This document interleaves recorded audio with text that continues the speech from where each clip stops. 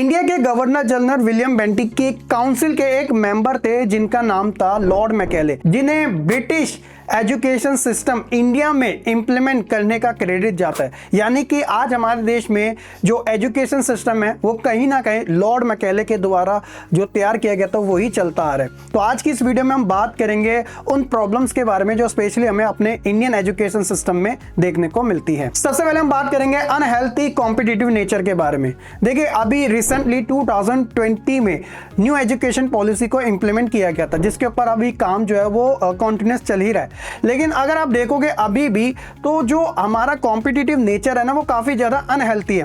हर एक बच्चा ये जानता है कि हर एक क्लास के अंदर रैंक दी जाती है फर्स्ट, सेकंड, थर्ड वाली, जिसके अंदर उन बच्चों को सुपीरियर स्टेटस मिलती है क्लास के अंदर, और जो अदर स्टूडेंट होते हैं उनको उतनी ज्यादा वो स्टेटस नहीं मिल पाते, जिसकी वजह से समटाइम ऐसा फील होने लग जाता है कि ये बच्चा बहुत ज्यादा होशियार और ये बच्चा इतना ज्यादा होशियार नहीं है, जस्ट बिकॉज कि वो उस रैंक पे या उस परसेंटेज पे नहीं ला पाया। तो ये काफी ज्यादा अनहेल्थी कॉम्पिटिटिव नेचर हमें अपने इंडियन एजुकेशन सिस्टम में देखने को मिलता है। सेकंड है हैवी करिकुलम। देखा जाए तो एक सेशन के अंदर जो ऑलमोस्ट 1 ईयर का होता है, तो उसके अंदर एक बच्चे को सिर्फ कोई एक सब्जेक्ट के बारे में कवर नहीं करना पड़ता, बल्कि हर एक सब्जेक्ट के बारे में, जिसमें ऑलमोस्ट 5 to 6 सब्जेक्ट है, और हर एक सब्जेक्ट का सिलेबस इतना ज्यादा हैवी होता है कि बच्चे को उन चीजों के बारे में सारा कवर करना पड़ता है, वो भी एक लिमिटेड टाइम में, एक गाइडेंस के साथ, जिसकी वजह से ये बहुत ज्यादा प्रॉब्लम हो जाती है कि बच्चे का एंड ऑफ द टाइम तक भी सिलेबस ठीक तरीके से कंप्लीट नहीं हो पाता है। तीसरी जो चीज है हमारे इंडियन एजुकेशन सिस्टम में जो सबसे खराब लगती है वो है आउटडेटेड करिकुलम।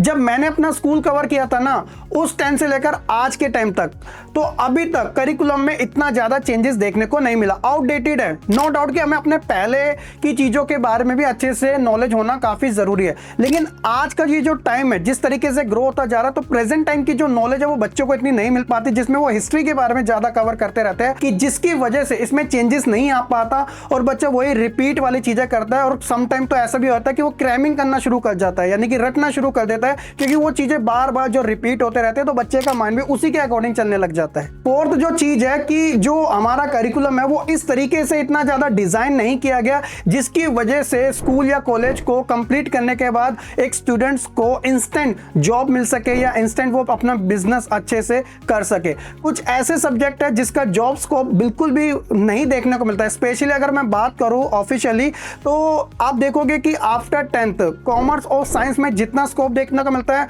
उसके ना के बराबर ह्यूमैनिटीज जैसी स्ट्रीम में देखने को मिलता है, क्योंकि ह्यूमैनिटीज के अंदर ज्यादातर जो चीजें होती है वो हिस्ट्री से रिलेटेड ज्यादा होती है, थ्योरेटिकल पार्ट उसके अंदर ज्यादा होता है, जिसकी रेलेवेंस आने वाले टाइम पे इतनी नहीं मिल पाती। नॉलेज के बेसिस में नो डाउट कि वो सबसे बेस्ट है, लेकिन जब बात आती है उसे रियल लाइफ में यूज करने की, कि वो किस जॉब में सबसे ज्यादा ठीक हो पा रहा है, तो कहीं ना कहीं जिसकी वजह से प्रॉब्लम होती है स्टूडेंट को कि आखिरकार उसने ये वाला सब्जेक्ट क्यों चूज किया था, जिसकी वजह से उसे जॉब मिलने में इतनी ज्यादा प्रॉब्लम फेस करनी पड़ती है। तो जो जॉब का रेलेवेंस है वो काफी कम देखने को मिलता है, जिसकी वजह से कंपटीशन बहुत ज्यादा हाई हो जाता है। और जो लास्ट चीज जो सबसे ज्यादा इंपॉर्टेंट है कि क्रिएटिविटी और इनोवेशन को तो टाइम ही नहीं है। सिलेबस इतना हैवी हो गया, करिकुलम इतना बड़ा दे दिया गया कि जिसमें बच्चा स्कूल जाए, ट्यूशन जाए, सेल्फ स्टडी करे, बहुत सारी चीजें करे, जब बात आती है क्रिएटिविटी की तो उसके बाद इतना टाइम ही नहीं मिल पाता कि वो उस क्रिएटिविटी को अच्छे तरीके से कर सके या इनोवेट कर सके। अगर आप फॉरेन कंट्रीज के बारे में देखोगे, वहां पे एक अच्छा कॉन्सेप्ट होता है, 70% वो प्रैक्टिकल चीजों के ऊपर काम करते हो, 30% वो थ्योरी पर।